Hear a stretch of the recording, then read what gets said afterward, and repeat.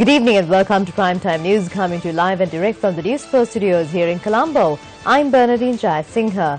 Good evening, Shalan. Very good evening, Bernadine, and a very good evening to all our viewers out there. Let's first start off with a look at the stories that made it to your headlines tonight.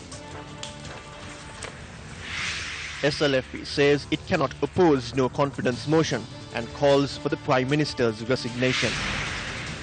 If Prime Minister survives no confidence, coalition government cannot continue.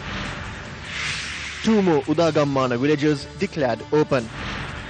FCID investigates nearly ₹1 billion in 3 bank accounts.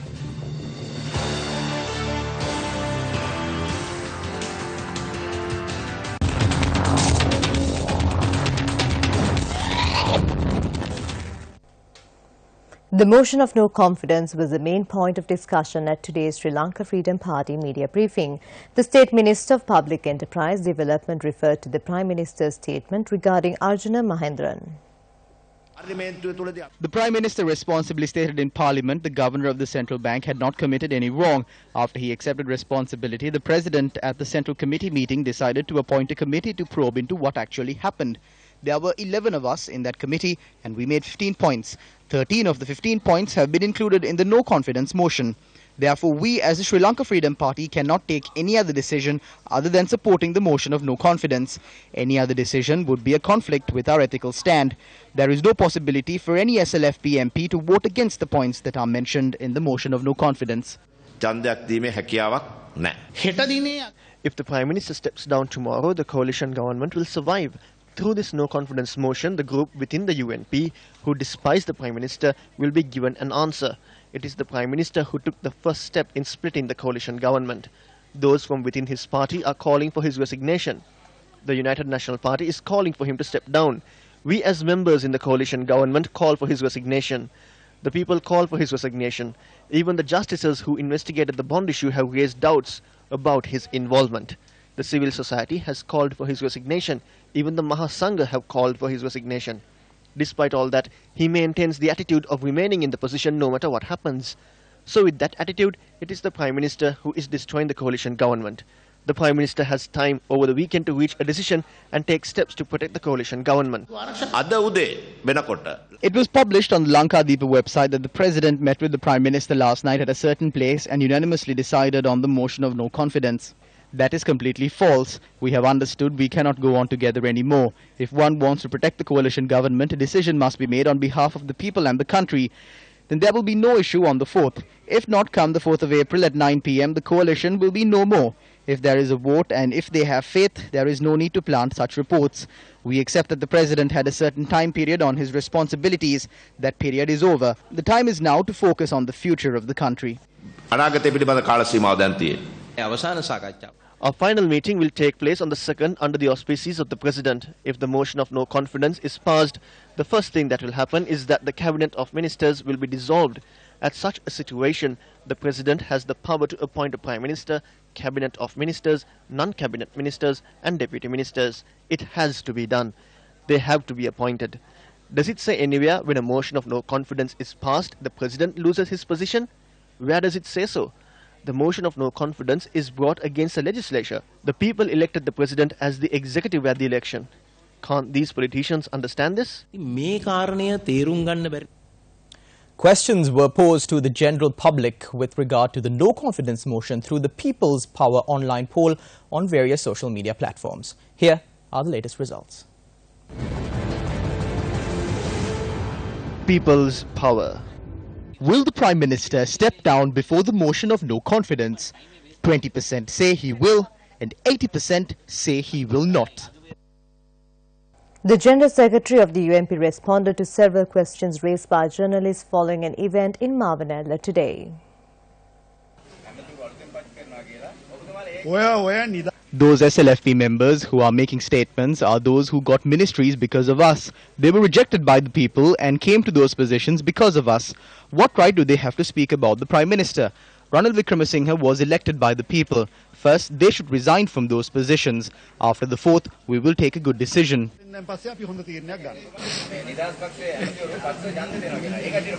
Then they will have to go and sit in the opposition. They have to either stay with the government or leave. ආණ්ඩුවත් එක්ක ඉන්න බැරි නම් යන්න ඕනේ. It would be better if they leave now. We have no issue. There is a group in the SLFP that wants to stay in the government. They will stand fast. We as the UNP will stand tall, and there are other parties who will stand with us. This government has a mandate for 2 more years, and within this period we will fulfill our promises and give the people a democratic opportunity to judge our actions. Speaking to reporters today, MP Rohita Abegunawardena claims Ranil Wickremesinghe was appointed as Prime Minister at a time the 100 Days government had no clear majority.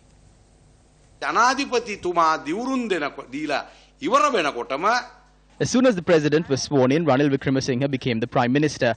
They had high hopes on that to do something for the government. President Maithripala Sirisena, with 43 SLFPers, appointed a person who lost 29 elections as the Prime Minister. This motion of no confidence is to drive away that Prime Minister.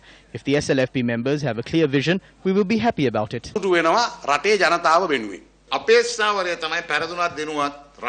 Our stance is as follows. If we win or lose this, we will secure a victory.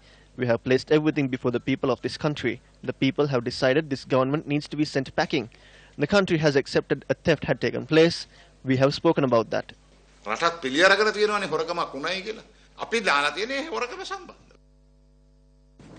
Yesterday on Primetime News, we analyzed the makeup of Parliament and the parties that have taken a decision on how to vote at this vote on the no confidence motion against the Prime Minister. Today, we are going to be focusing on one of the largest blocs in Parliament, that is the UNFGG, or the United National Front for Good Governance. Now, the UNFGG got 106 seats in Parliament. However, with one member becoming the Speaker, that is Speaker Karul Jayasuriya, that number reduced to 105. So, let's take a look at the main constituents of this UNFGG, and clearly the largest party in this UNFGG is, of course, the United National Party itself.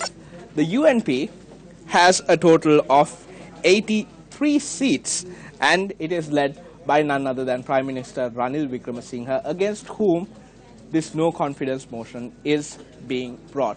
The second largest party in the UNFGG is Minister Rauf Hakim's SLMC, or Sri Lanka Muslim Congress, which has a total of 7 seats. Now, another Muslim party, the ACMC, this time led by Minister Rishad Badiuddin, has a total of 4 seats in this UNFGG government. Afterwards, there is Chaturasena Ratna's party, which has 3 seats, and that party is the Democratic National Front. There are another couple of parties which have 2 seats each in the UNFGG, and these parties include the Jatika Helorume, or the JHU, the National Union of Workers, the Democratic People's Front, and the Upcountry People's Front. So, there you have it. That is how the UNFGG makes up its 106 members, or rather 105 members in Parliament. Party leaders under the United National Front convened at Temple Trees last night for a meeting. The meeting was chaired by UNP leader Prime Minister Ranil Wickremesinghe. Following the meeting, none of the attendees spoke to the reporters who were waiting for a comment. Leader of the Upcountry People's Front, Vivadakrishnan, said P. Digambaram and Mano Ganesan, who work alongside with him, have decided to vote against the no-confidence motion. The JHU, which is also part of the United National Front, has decided to vote against the no-confidence motion. However, General Secretary of the JHU, Minister Patali Champika Ranawaka, said a final decision would be reached on the 4th. General Secretary of the All Ceylon Makkal Congress, M. Zuhair, said the Supreme Council of the party would convene on the 2nd or 3rd and reach a final decision. I cannot explain everything that we discussed.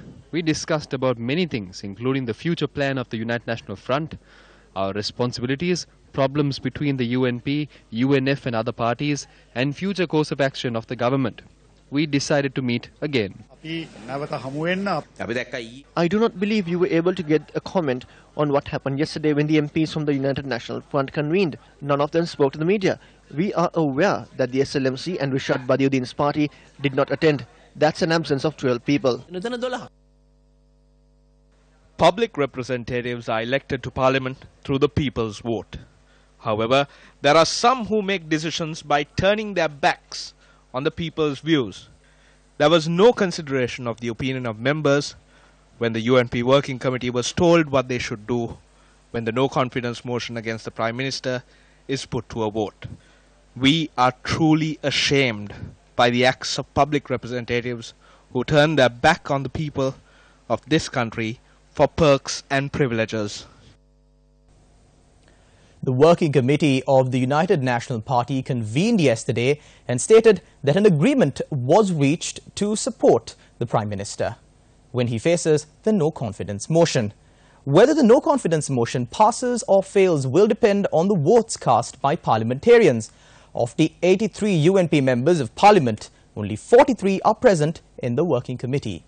So does the views expressed by the Working Committee of the United National Party reflect the true view of the party? Over the past few days, we have revealed the names of 30 members present in this Working Committee. Here are 10 more to that list.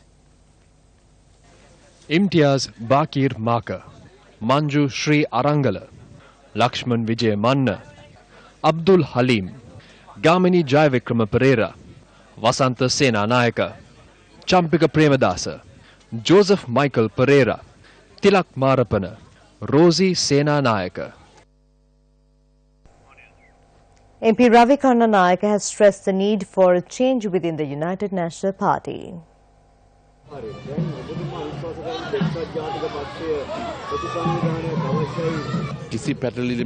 There needs to be a greater change. This should not be limited to just names and should not be limited to additions.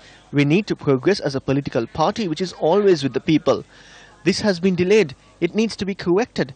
At this moment, all of us in the United National Party must move to protect the country and the party. This is not a place for jokers. There needs to be real change. The party supporters are waiting to see when this joke will come to an end.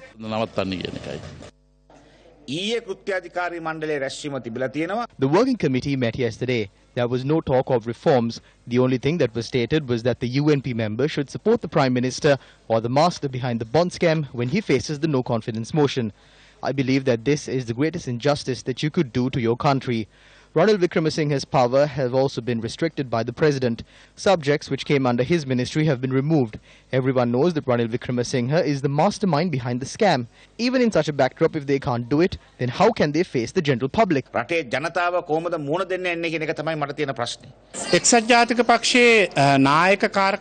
leadership of the UNP may not see the fall of the UNP as something insignificant. The UNP has suffered major setbacks at the grassroots level. I believe there is a lack of a political plan. People are now taking to the streets calling for a change in the UNP. What I have to say is, without a proper change or agenda, they cannot go in for the next election. The party has suffered a great deal. The Police Financial Crimes Investigation Division is investigating 3 suspicious bank accounts containing 957 million rupees. The accounts are held by 3 Chinese nationals being investigated under the Prevention of Money Laundering Act. News First, Zulfiq Farzan reports. According to the B report filed in court, on the 15th of March, the Financial Intelligence Unit of Sri Lanka at the Central Bank had made a complaint to the Financial Crimes Investigations Division citing suspicious transactions in accounts maintained by 3 Chinese nationals at a private bank in Colombo 3. Thereafter, the Colombo High Court had issued an order to freeze these accounts. The FCID says one of the Chinese nationals had obtained visa to enter Sri Lanka using false information claiming to be a translator at an establishment in Colombo 3. The visas of the other 2 Chinese nationals are being investigated by law enforcement. According to the B report, these Chinese nationals were informed to appear before the FCID yesterday to record statements over their suspicious transactions. However, they had failed to do so. Later, it was revealed one of them had already left the country and authorities had obtained an order preventing the other 2 from leaving the country. The FCID are investigating how 3 Chinese men acquired a sum of 957 million rupees. Earlier this year, the European Parliament confirmed Sri Lanka, Tunisia and Trinidad and Tobago were on the European Commission's blacklist of countries at risk for acts of money laundering. In addition, the Intergovernmental Financial Action Task Force listed Sri Lanka among 11 high-risk and monitored jurisdictions that have taken insufficient measures to combat money laundering, terrorist financing and other threats to the international financial system. Deputy Leader of the United National Party, Minister Sajith Premadasa, says the objective of the government of good governance is to provide relief to the people aspiring for development. The minister made these comments while declaring open a Udagammana village in Mahava. The 52nd and 53rd Udagammana villages constructed in Kumbukwewa, Mahava under the Samata 7 housing development project was declared open today. The Jayanadagama consists of 25 houses and the Selamutugama comprises of 27 houses. Title deeds were also handed over to 52 homeowners while housing loans were presented to low-income families. We were elected by the people to solve their issues. When we have to solve issues, we cannot postpone them to the future. That is not suitable for our country and the people. It will not be beneficial to us. We were given a mandate to fulfill the aspirations of the people. We are public servants who are paid by the people. As a whole, during this time period, the people gave a different meaning to the word politician. It was used in disgust. We have the opportunity to bring back the respect and honor due to a politician. We have no make-up politics. We need to understand the pulse of the people and work in a way where we can deliver positive results to the people.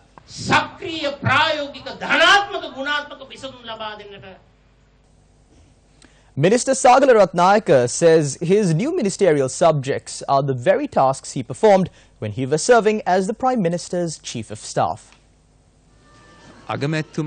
Following the cabinet reshuffle, certain subjects that were under the Prime Minister have been moved to my ministry. In the past, I performed those tasks as the Prime Minister's Chief of Staff. I have stepped away from operations relating to the Ministry of Law and Order.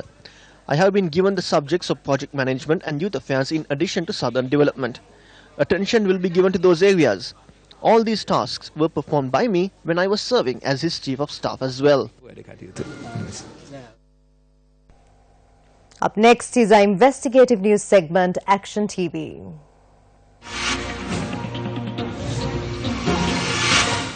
The Balankota Base Hospital caters to the needs of over 500,000 people in 4 divisional secretariat areas. It's been 2 years since the female ward of this hospital began to function in this temporary structure. Both the male and female wards are without proper facilities. These 2 wards have a total of 50 beds and on a daily basis there is an average of 100 patients receiving in-house treatment. That means there are plenty of occasions on which multiple patients use the same hospital bed, and there are numerous instances when patients who need in-house treatment are turned away due to the lack of space. In May 2015, the Sabaragamuwa Provincial Council took steps to tear down the women's ward of this hospital with the aim of initiating the biggest development project undertaken by them. In June 2015, the Provincial Council began this project, which was estimated to cost a total of 210 million rupees. The project was officially completed in September 2017 and this 5-story building was declared open by the Minister of Health. The intention was to accept patients immediately. The hospital has 2 male wards and 2 female wards as well as an emergency services unit and ICU.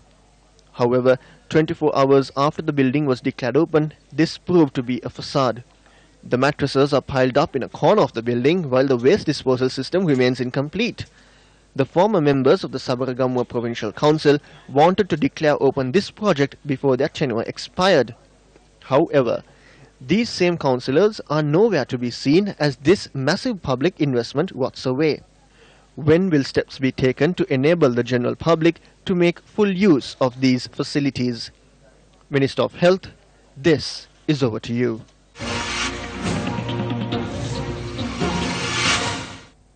Speaking at the CMI Management Excellence Awards, Dr. Sarat Amunugama commented on politics and the need for good management.